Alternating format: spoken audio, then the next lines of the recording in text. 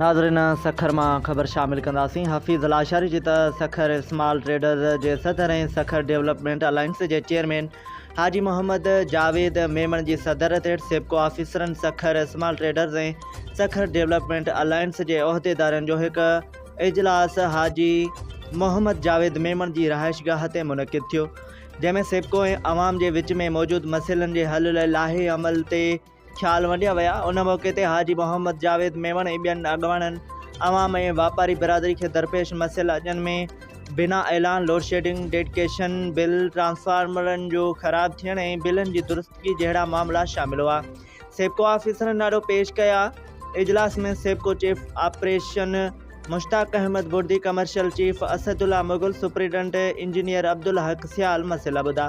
उन मौके ते सेप्को चीफ ऑपरेशन मुश्ताक अहमद बुर्दी चयो त अवामी मसइला जेके सेप्को सां लाॻापियल आहिनि हक़ीक़ी आहिनि ऐं इदारो उन्हनि जी बहितरी लाइ सरगर्म आहे। पाकिस्तान की आज़ादी वारे महीने अगस्त ताईं सेप्को जी 80% मसइलनि मां अवाम के छुटकारो मिली वेंदो।